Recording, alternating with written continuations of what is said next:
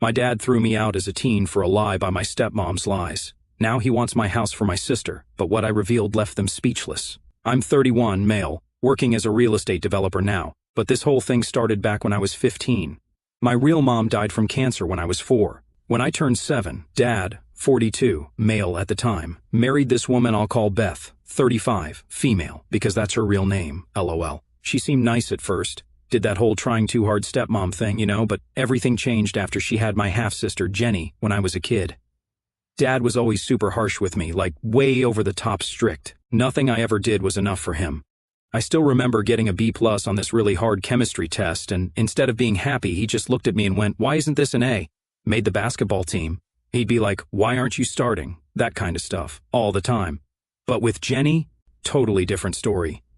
She could literally fail a test, and they'd be like, "Oh honey, it's okay, you tried your best." Beth made sure Jenny was treated like some kind of princess, while I was just there, the guy who kept messing everything up.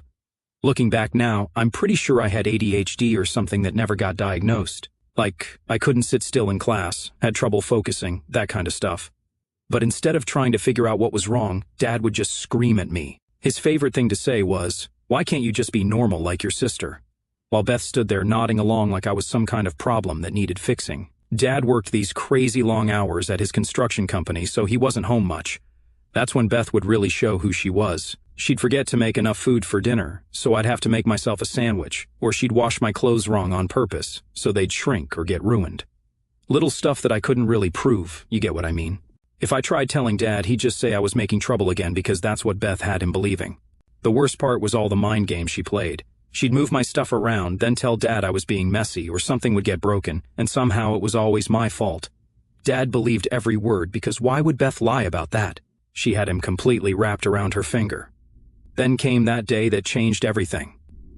I was walking home from school, taking my usual shortcut through Wilson Park. That's when I saw Beth with this guy by the old gazebo. At first I thought maybe it was just some friend or whatever, but then I saw them kissing, and not just a quick kiss either, if you know what I mean. I think Beth saw me running away, but I wasn't sure. I recognized the guy too. Mark, I think his name was. He used to come to our house sometimes for these charity meetings Beth was supposedly running. Real buff dude, always wearing fancy suits, looked like he lived at the gym. I had no clue what to do. Tell Dad? Yeah, right, like he'd believe me. Beth had spent years making sure Dad thought I was just some troublemaker. Plus, Jenny was 8 at the time, and Dad was obsessed with her. He'd probably think I was just jealous or trying to cause problems. So, I kept my mouth shut, tried to forget what I saw, but then I started noticing stuff I couldn't unsee, like how Jenny's hair was this weird reddish-brown color that nobody else in the family had. Dad never noticed because he was always distracted. One night, I got up to get some water and overheard Beth on the phone. I was about to walk into the kitchen, but the second I heard her tone, I stopped. She was whispering, but I caught enough to make my stomach drop. "You don't understand, Mark, he's starting to notice." I had no idea who she was talking about at first, but then she said it. "He thinks she's his, but we both know the truth." I felt like the air got sucked out of the room. I knew exactly who she meant. Jenny. My dad wasn't her father. Mark was. I must have made some noise because Beth suddenly went quiet. Then she called out, "All fake sweetness, honey, you shouldn't be up this late." I bolted back to my room before she could see me. My heart was pounding so hard I thought I'd be sick. I didn't have proof, but I knew now. I knew the truth. And I knew Beth would do anything to keep me from telling Dad. Beth must have figured out I knew something, though. She started watching me like crazy, especially around Jenny. I couldn't even walk past Jenny's room without Beth appearing out of nowhere, asking what I was doing. She started telling Dad I was acting weird around Jenny. Now I get it. She was building up to something, making Dad suspicious of me. I remember this one time, I was just helping Jenny with her multiplication tables, basic math stuff, Beth came in and practically yanked Jenny away, saying she'd help instead, then told Dad I was getting too close to Jenny. The way she said it, man, I can still hear her voice. Makes me feel sick thinking about it. That's how things went for 2 weeks. Beth watching every single thing I did, whispering stuff to Dad when she thought I couldn't hear. Dad started giving me these weird looks at dinner. I tried staying out of the house as much as I could, but that just made everything worse. Beth told Dad I was probably doing drugs or something. Plus, nobody even asked if I was okay. Nobody cared that my grades were tanking because I was so stressed out. Dad just got mad and madder at me. About 2 weeks after I saw Beth with Mark in the park, I came home from school like normal. That day, something felt weird right when I walked in. There were 2 police cars parked outside our house, and I could hear Beth crying before I even opened the door. like that super fake crying people do when they're trying to get attention. I walk in and there's Beth on the couch, crying her eyes out, with 2 cops sitting across from her. Dad standing in the corner, looking like he's about to murder someone. Jenny's nowhere to be seen. Everyone stops talking and looks at me when I come in. One of the cops stands up and asks if we can talk. They take me to the kitchen while the other cop stays with Beth and Dad. That's when they tell me that Beth and Jenny told them I'd been touching Jenny, like inappropriately. I couldn't even process what they were saying at first, like my brain just shut down or something. I kept saying, "What? No, that never happened," over and over, but they just kept asking these horrible questions. Where did you touch her? How many times? Did you threaten her to keep quiet? I felt like I was going to throw up. I could hear Beth in the other room, still doing that fake crying thing, saying stuff like, "I should have known. I saw the signs." Dad wasn't saying anything, just standing there with his fists clenched. The cops asked if I wanted to make a statement. I told them Beth was lying, that she was trying to get rid of me because I saw her cheating on Dad. Big mistake. They didn't believe me. Dad completely lost it when he heard me say that, started screaming about how I was trying to ruin his marriage because I was jealous of Jenny, called me every name you can think of, said I was sick in the head and needed help. The cops couldn't find any actual evidence, obviously, since nothing ever happened. Plus I was only 15 back then, but the damage was done.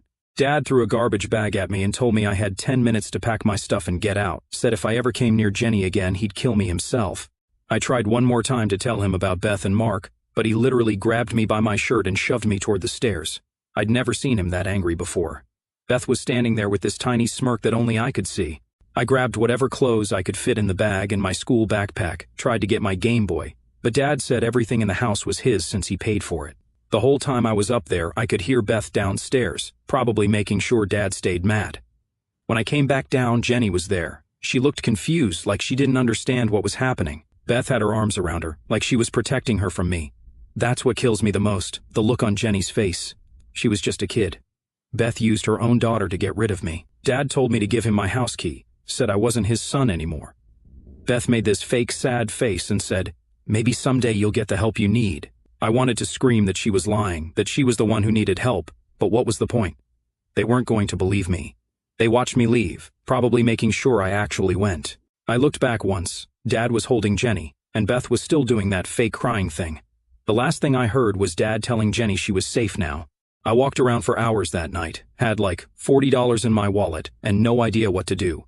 Couldn't go to any of my friends' houses because Beth had already told all their parents I was some kind of predator. She'd planned this whole thing perfectly. Found this abandoned building where some homeless guys stayed. They let me crash there that first night. That's where I lived for the next few months. Couldn't go to school anymore, obviously. Couldn't get a real job because I was only 15. Did some stuff I'm not proud of just to eat. The worst part? Beth made sure everyone in town heard her version of the story. I couldn't go anywhere without people giving me these looks. Lost all my friends. Even teachers who used to like me wouldn't talk to me anymore. My whole life was just gone. That's why I had to leave town eventually. I ended up spending about 6 months in that abandoned building I mentioned. It was this old warehouse near the train tracks. There were like 5 to 6 other guys living there too. Most of them were actually decent people who just had bad luck, you know. This older guy, Tom, kind of took me under his wing. He'd been living on the streets for years after his wife died, and he lost his job. He taught me stuff like where to get food, which places would let you use their bathroom, how to stay warm in winter, basic survival stuff I never thought I'd need to know. I kept thinking Dad would snap out of it, realize the truth and come get me, but he never did. He just didn't care. I tried getting jobs, but nobody would hire me. Beth had made sure everyone in our small town knew her version of what happened. Even McDonald's turned me down. I was that guy everyone whispered about at the grocery store. Parents would literally pull their kids away if they saw me coming. Started doing some sketchy stuff to get by, nothing violent, but yeah, not proud of that time in my life. Tom kept telling me I needed to leave town, start fresh somewhere else, but I was scared, you know. I was just a kid, really. Where was I supposed to go then? One night these cops showed up at the warehouse. Someone had reported us for trespassing. They gave us 10 minutes to clear out. I lost most of my stuff that night, what little I had left anyway. Tom and I walked to the next town over, took us all night. We ended up at this truck stop diner. I was counting my money, had like $27 left, when Tom tells me he's got a cousin in the city who might be able to help. Said his cousin manages some restaurants and owes him a favor. The city was like 200 miles away, but what else was I going to do? Tom gave me his cousin's address and the last $40 he had, told me to get out while I still could, said he was too old to start over, but I still had a chance. Never saw Tom again after that. Sometimes I wonder what happened to him. I took a Greyhound to the city, spent my first week sleeping in the bus station, finally found Tom's cousin Dave. He was nothing like what I expected. Real clean-cut guy, managed like 3 different restaurants. He gave me a job washing dishes at this fancy Italian place. The first few months were rough. Was sleeping in the restaurant storage room. Dave let me crash there after hours. Saved every penny I could. Finally got enough to rent this tiny room in a really bad part of town, but hey, it was mine. Started learning everything I could about the restaurant business. Moved up from dishes to prep cook, then line cook. The head chef noticed I was good with numbers and started teaching me about food costs, inventory, stuff like that. The restaurant had this regular customer, Amy. She'd come in with her mom like twice a week, always sat in my section after I became a waiter. She was in college studying business or something. We'd talk whenever it wasn't too busy. She was the first person in years who didn't look at me like I was garbage. I remember exactly what she said that first night. "Hey, what's good here?" she asked, actually looking at me instead of the menu. The carbonara's pretty great." "Marco makes the sauce from scratch," I said, probably sounding like an idiot.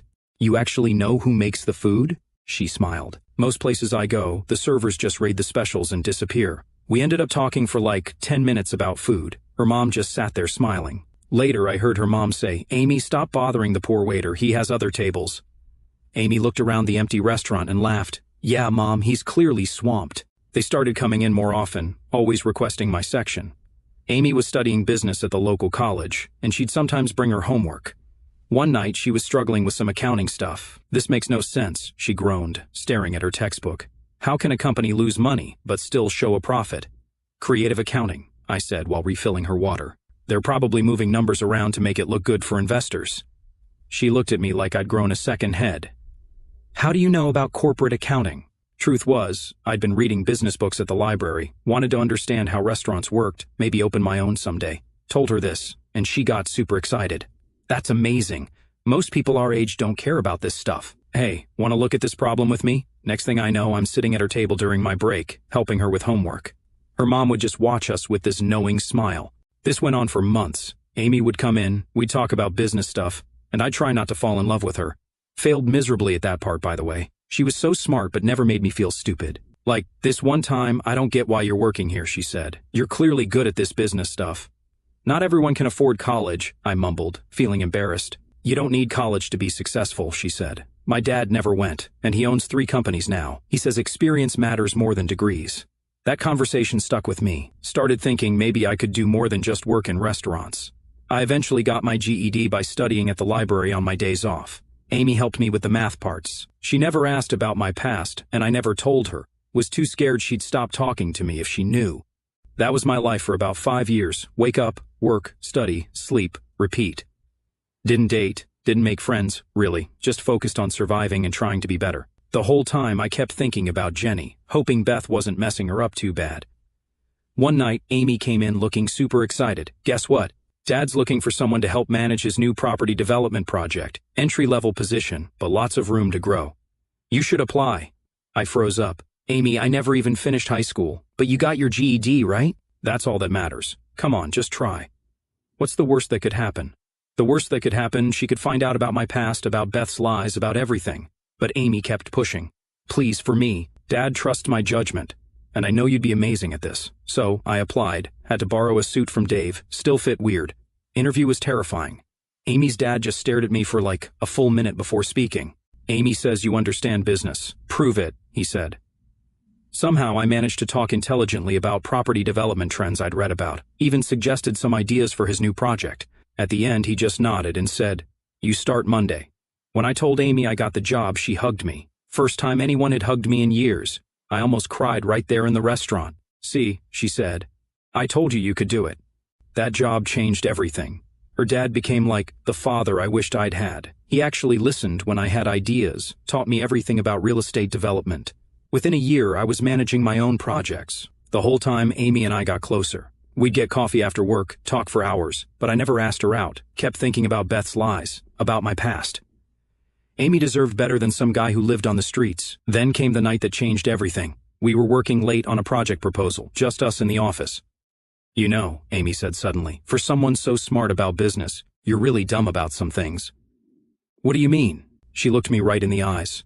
"I've been waiting 2 years for you to ask me out. I just sat there like an idiot, finally managed to say, 'I'm not good enough for you, Amy. There's stuff about me you don't know. Try me,' she said. So I just told her everything, about Beth, about the lies, about being homeless. Kept waiting for her to look disgusted or scared.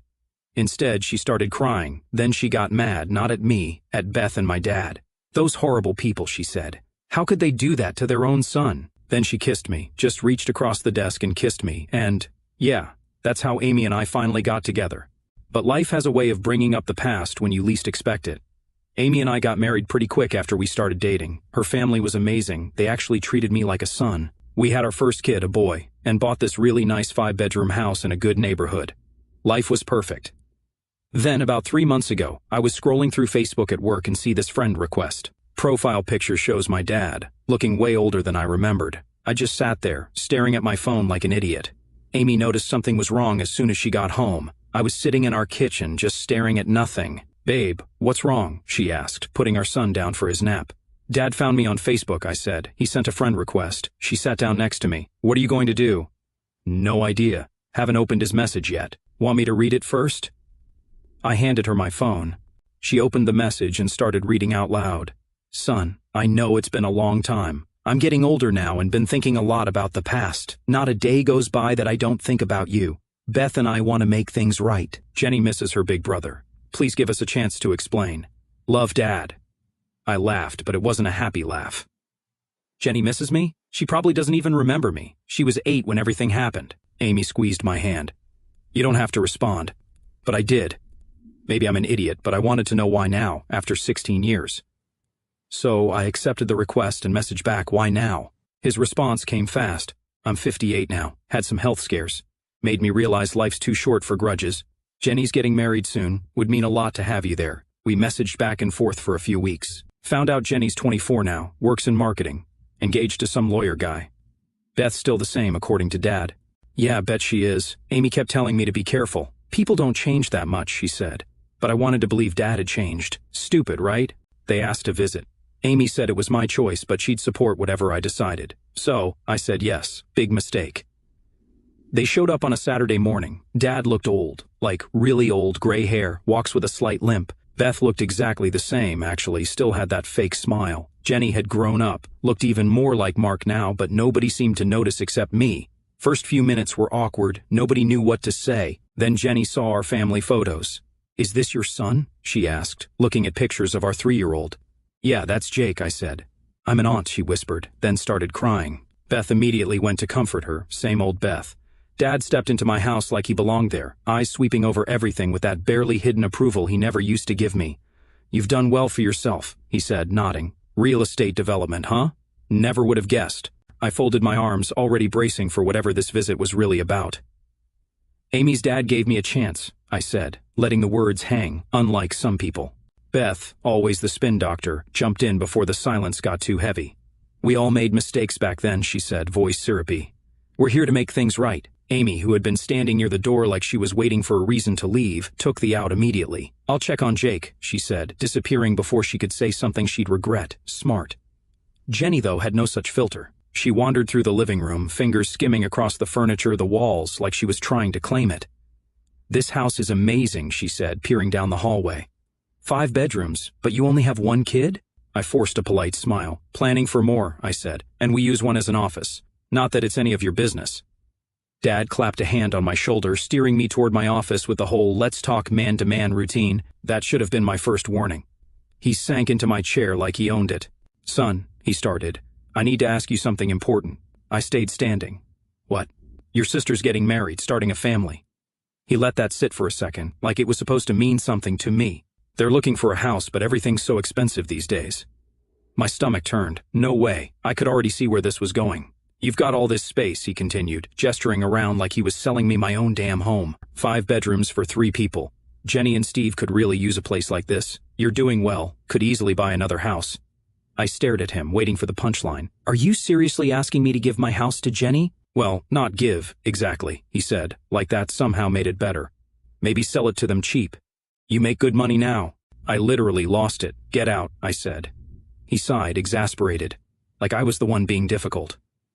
"Son, be reasonable. It's your sister. The sister you chose over me?" My voice came out sharper than I intended, but I didn't care. "The one you kicked me out for? That sister? That was a misunderstanding." I barked out a laugh. "A misunderstanding? He threw me out at 15. I lived on the streets. He had the nerve to look annoyed, like I was dragging up something inconvenient. That's in the past. Jenny needs. My voice rose, my hands curled into fists at my sides. What about what I needed? A father who believed me, maybe? Before he could come up with another excuse, Beth came rushing in, that fake concerned expression plastered on her face. Everything okay in here? I let out a sharp, humorless laugh. Oh yeah, Beth, everything's fantastic. I turned to her, grin sharp enough to cut. Dad's just asking me to give my house to your daughter, you know, the one who isn't even his. The room went dead silent. Beth's face drained of color. Dad froze. Jenny came in, looking confused, probably trying to figure out if she'd heard me right. And just like that, the whole game changed. I didn't stick around to watch the fallout, just walked out of my office and went to find Amy and Jake. Found them in the backyard, Jake playing with his trucks while Amy watched him. One look at my face, and she knew something had happened. She took Jake inside while everyone else was still processing what I'd said. Beth tried damage control, telling Dad I was lying, that I was just trying to hurt them like I always did, classic Beth move. But Dad wasn't buying it this time. Maybe because Jenny was standing right there, looking exactly like Mark, or maybe he'd had doubts all along. He demanded a DNA test right there. Jenny started crying, not the fake kind like her mom, but real confused tears. She kept asking what was going on, why everyone was yelling. Beth grabbed her and practically dragged her out of our house, saying I was just causing trouble again, trying to ruin their lives because I was jealous. Dad stayed behind. He didn't say anything for a long time, just sat in our living room, staring at nothing. Then he asked me how I knew. So I told him everything, about seeing Beth with Mark in the park when I was 15, about how Jenny looked just like him, about how Beth framed me when she realized I might tell someone. He didn't believe me at first, kept saying I was wrong, that Beth would never do that.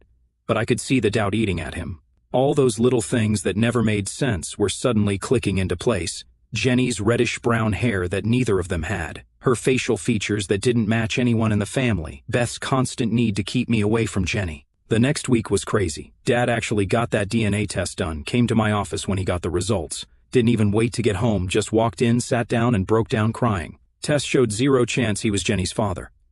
Everything he thought he knew about his life for the last 24 years was a lie. I should have felt satisfied, maybe even happy. This was proof that I'd been telling the truth all along. But watching my dad cry in my office just made me feel empty. This man, who'd always seemed so strong, who terrified me as a kid, looked completely broken. He asked about Mark. Did I know where he was, what he did? I told him what little I knew. Mark used to hang around the homeless spots sometimes, usually messed up on something. Haven't seen him in years, though no idea if he's even still alive. Dad walked out of my office looking like he'd aged 2 decades in 10 minutes. But he wasn't defeated. He was furious. I figured that was the end of it. Let them deal with their own mess. Not my problem anymore. Then Amy called me at work the next day. Turned out Dad had gone home and lost it. Beth tried to spin it like always. Said the test had to be wrong, that the lab made a mistake, but for the first time Dad wasn't buying it. Decades of manipulation and lies came crashing down all at once, and he snapped. He didn't just yell. He hurt her. Bad. She's in the hospital now, 3 fractured vertebrae. Doctors say she'll probably need pain meds for the rest of her life. Jenny was the one who called the cops. Dad got arrested right there in their living room. They're talking 3 to 5 years since he's got a clean record. And his age might work in his favor, but Beth's family is pushing for the maximum sentence. And Jenny? Her whole world just collapsed overnight. The wedding's off. Turns out her fancy lawyer fiancé wasn't interested in inheriting this level of baggage. Now she's been blowing up my phone, begging me to help her find her real dad. Amy keeps telling me to block them all, to walk away and be done with it, and she's probably right. But part of me can't, not for Beth, not for Dad, but for Jenny. She didn't ask for any of this. Everything she thought was true about her life just turned into a lie. Then, today, I heard Beth's already hooked on the pain meds. Her family checked her into rehab. Jenny's staying with her aunt, refuses to even speak to Beth. Dad's looking at real prison time. Their perfect little family, gone, just like that. And the weirdest part? I don't feel good about any of it. I thought proving I was telling the truth would feel satisfying, that I'd finally feel some kind of justice. But it just feels empty, like watching a house burn down long after there's anything left inside to save. But at that time, I was just focusing on my family. Amy was pregnant again, a girl this time, and those extra bedrooms were finally going to good use, just not in the way Dad and Beth expected. Funny how life works out sometimes. However, after 2 months, everything went down. Things have gotten even more complicated. Dad's trial was last month. I didn't go, my lawyer advised against it, plus I honestly didn't want to see any of them. Found out through Jenny that he got 3 years. Could have been worse, but the judge took his age and clean record into account. Still, at 58, 3 years is a long time. Beth's still in rehab. Turns out she'd been taking pain pills way before Dad put her in the hospital. Her sister told Jenny that Beth's been using them for years, just hid it really well. Makes sense now why she was always so paranoid and making up crazy stuff. She's looking at at least 6 more months of treatment. Jenny's been well, she's not doing great. She went looking for Mark on her own, asking around at homeless shelters and stuff. Finally found someone who knew him. Turns out he died 2 years ago from an overdose behind some convenience store. Jenny completely broke down when she found out. She keeps texting me these long messages at 3 in the morning, talking about how her whole life feels like a lie. Says she can't even look in the mirror anymore because all she sees is Mark's face. I feel bad for her, but Amy says I need to keep my distance. She's right. Every time I respond to Jenny, she gets more attached, starts asking more questions about the past. The weirdest part? Jenny's ex-fiancé tried reaching out to me. Wanted to know if the crazy ran in the family because he's worried about having kids with her. Told him to get lost. Yeah, Jenny's going through stuff, but she doesn't deserve that kind of judgment. Found out Beth's been telling people I made up the whole thing about Mark to get revenge, even with the DNA test proving Jenny isn't Dad's kid. She's still trying to make me look like the bad guy. Some of our old neighbors actually believe her. Small-town people love drama, I guess. Amy's pregnancy is going well. We're having a girl. Sometimes I look at my son playing and think about Jenny at that age. Makes me wonder if things would have been different if Dad had noticed the signs earlier, or if I'd told someone else about seeing Beth with Mark. But you can't change the past, right? The house feels different now, like all that negative energy from when they visited is finally gone.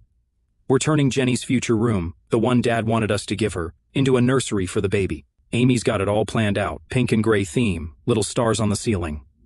I still think about Tom sometimes. That homeless guy who helped me when I first got kicked out. Wish I could tell him how things turned out, show him I made something of myself, like he said I could.